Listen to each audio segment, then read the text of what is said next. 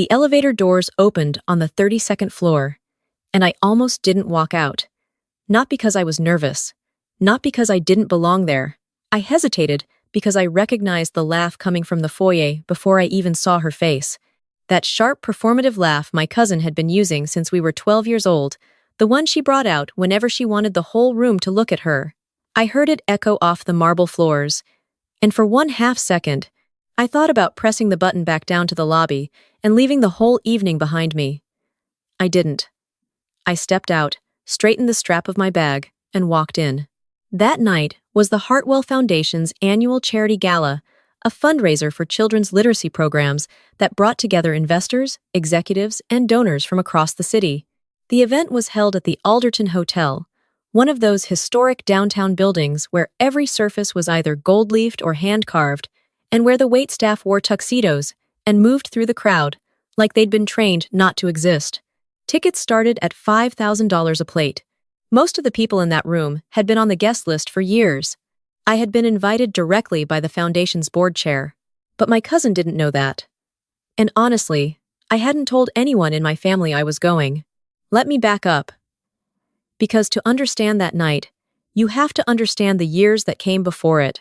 My cousin and I grew up in the same extended family, close enough in age that we were always being compared. She was 3 years older than me, and she never let me forget it. She had the grades, the looks, the charm that worked on adults. She went to a well-known university on the East Coast, got recruited into a financial firm straight out of graduation, and married someone whose family name opened doors in 3 different cities. By the time she was 28, she had a LinkedIn profile that read like a highlight reel, and a way of talking about her life that made everything she did sound inevitable. I took a different road. I graduated from a state school in the Midwest. Nothing flashy. My family was polite about it at the time, but I could feel the slight shift in how they talked about me at gatherings, a little quieter, a little more careful, like they didn't want to say the wrong thing. My cousin had no such hesitation. She once told my aunt, loudly enough for me to hear from the next room, that I had settled, that I had potential but lacked ambition, that some people are just more comfortable staying small. I didn't argue. I didn't explain. I just nodded when I had to, smiled when I needed to, and went back to my work. What the work was, I kept mostly to myself. I had started a small company when I was 23, a data infrastructure firm that helped mid-sized businesses manage and protect their internal systems. Not glamorous, not the kind of thing that made for good conversation at holiday dinners. When people asked what I did, I usually said tech consulting and watched their eyes glaze over. My cousin worked in private equity. When she described her job, people leaned forward. When I described mine, they nodded slowly and reached for their wine. The company grew quietly. Then it grew fast. Then, before I fully processed what was happening, we had 43 employees, 3 enterprise-level contracts, and a partnership with a financial services group that put us into a category I had never imagined for myself when I first started building it in a studio apartment with a secondhand desk and a laptop that took 4 minutes to restart. I wasn't loud about any of it.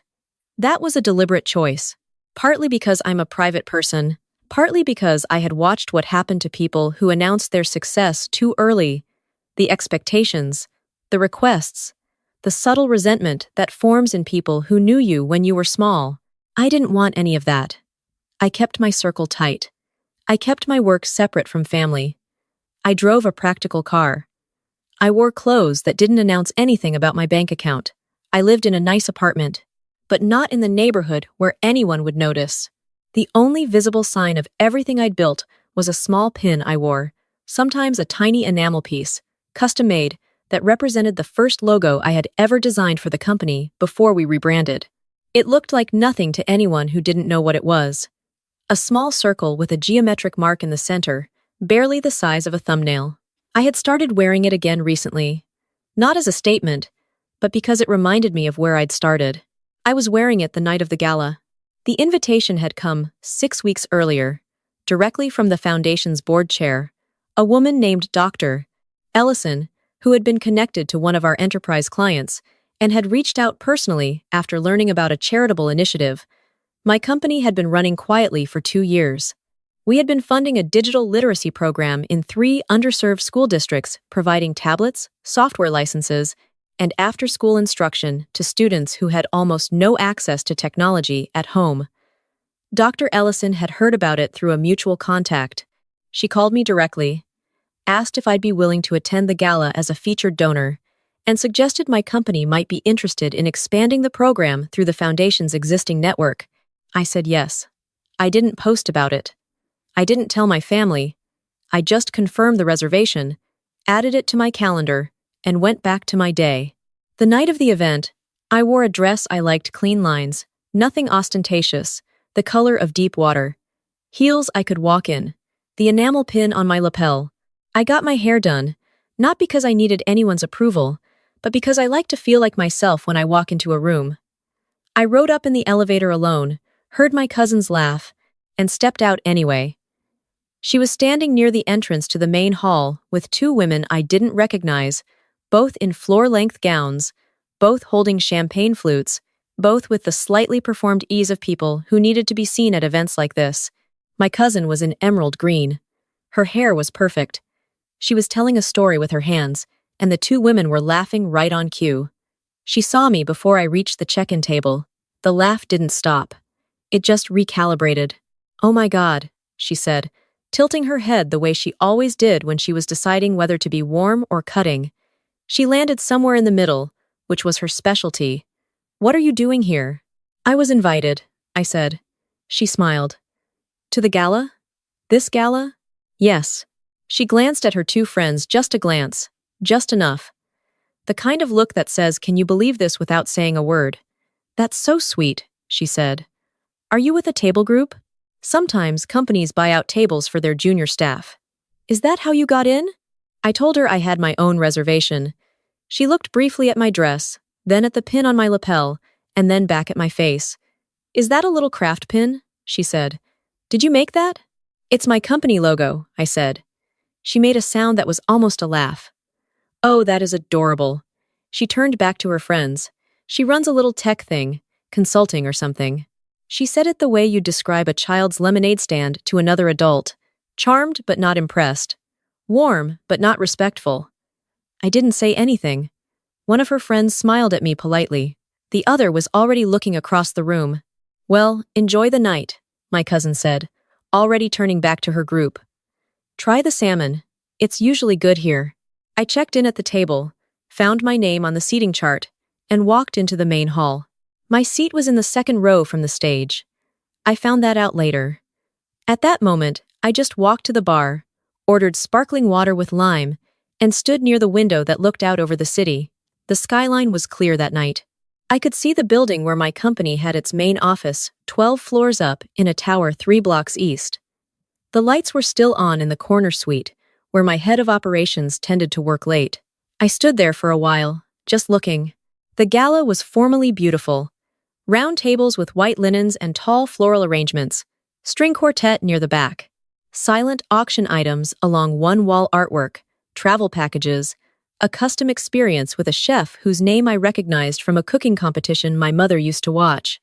The room filled steadily, and the noise level rose the way it does when people who consider themselves important start collecting in one space. I found my table. A doctor, 2 corporate attorneys, a retired judge, and a woman who ran a nonprofit focused on early childhood education. They were warm, interesting, the kind of people who ask real questions and actually listen to the answers. I felt immediately comfortable. About 40 minutes in, I noticed my cousin across the room.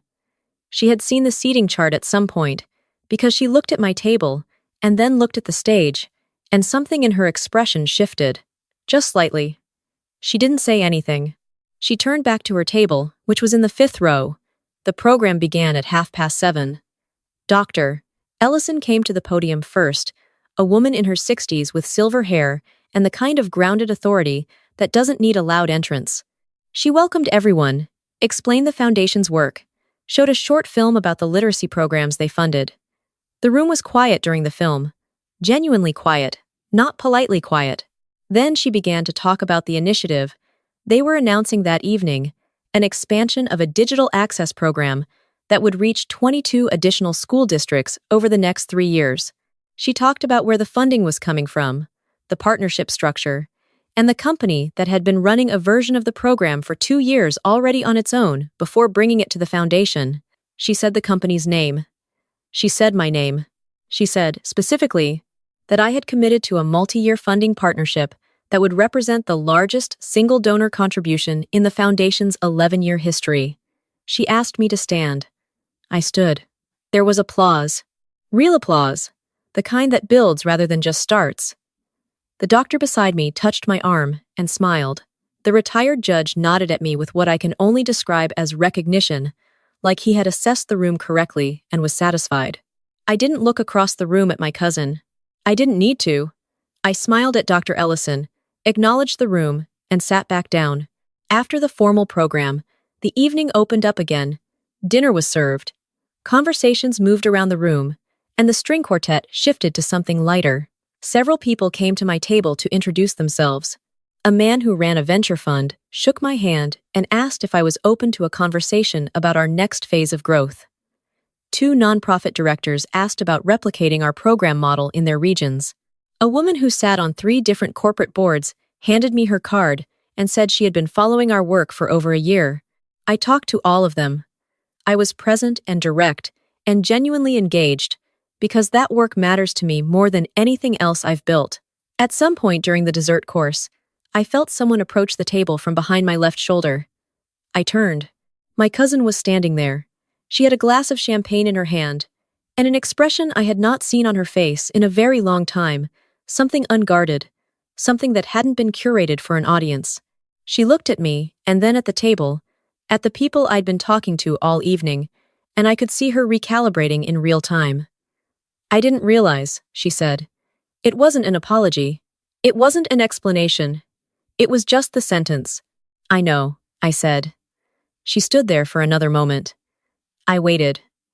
I didn't fill the silence for her. The program you started, she said finally. With the schools. My firm actually looked at something adjacent to that space last year. We passed on it. She stopped. We shouldn't have. I nodded. She looked at my pin. The small enamel circle I'd been wearing all evening. The one she'd called adorable an hour and a half ago. Is that really your logo? She asked. First version, I said. Before the rebrand. I keep it around because it reminds me of the beginning. She didn't say anything else for a moment. Then she said goodnight and walked back across the room. I watched her go, and then I turned back to the doctor beside me, who was telling me about a school in her district that had specifically requested the kind of software we'd been distributing, and I gave her my full attention because that conversation was the one that mattered. The night wound down slowly, the way good nights do, gradually rather than all at once. Coats retrieved, conversations stretched at the door, last glasses finished. Dr. Ellison found me near the end and told me she was grateful, and I told her I was too, and I meant it without qualification. I took the elevator down alone. In the lobby, I stopped at the long mirror near the coat check, not for vanity, but out of habit. I always take a moment at the end of a long evening to just land back in my own body before I walk out into the cold. I looked at myself. The dress. The heels I had worn for 4 hours and could still walk in. The pin on my lapel catching the light. I thought about my cousin's face when Dr. Ellison said my name. I thought about the years of little tech thing, and settled, and the careful way she delivered her pity dressed up as affection. I thought about my studio apartment, the secondhand desk, the laptop that took 4 minutes to restart, the first time I sent an invoice, and couldn't sleep from the combination of terror and pride. I didn't feel triumphant. That surprised me a little. I expected to feel something sharp and clean, the satisfaction of a score finally settled. But what I actually felt was quieter than that. More like something I had been carrying for a long time had been set down without ceremony, not because of what happened in that room, but because that room had simply confirmed what I had already known about myself for years. I didn't need her to understand what I had built. I didn't need the room to know. I had built it anyway. I put on my coat. I walked out through the front doors of the Alderton Hotel, past the valet stand, and onto the sidewalk, where the city was still moving around me, cabs and foot traffic, and the distant sound of music from somewhere down the block. My phone buzzed. A message from my head of operations. Corner suite lights still on. Coffee machine is broken again. Send help. I laughed out loud, alone on the sidewalk, at 11:43 on a Thursday night. I typed back, "Order a new one. Put it in the budget." Then I flagged a cab and went home.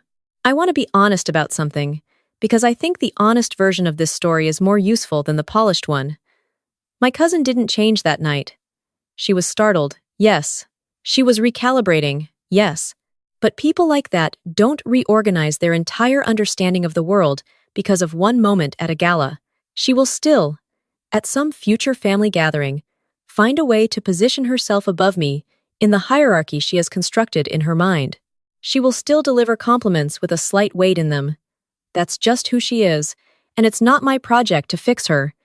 What changed was nothing visible to anyone else. I had spent years waiting, not consciously, not with a plan, but somewhere in the background of building everything I built. There had been this unresolved question. Not will I succeed, because I had already answered that, but something more like, will the people who underestimated me ever really see it?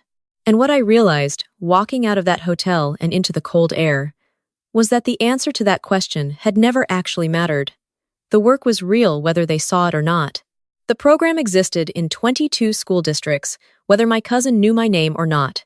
The 43 people who worked for me had health insurance and salaries and, I hope, something to be proud of, whether or not my family understood what we did. None of that had ever required her approval. I had just, somewhere along the way, half believed that it did. The cab pulled up. I got in. The driver had the radio on low. Something slow and familiar. I couldn't quite name. The city moved past the windows. I thought about the girl who had sat at that secondhand desk and been terrified and proud in equal measure, who had written the first version of a business plan on a legal pad because she didn't have the right software yet, who had worn that first logo like a quiet declaration to herself before anyone else knew what it meant. I thought, she would be okay with tonight. She would be okay with all of it. Not because of the room.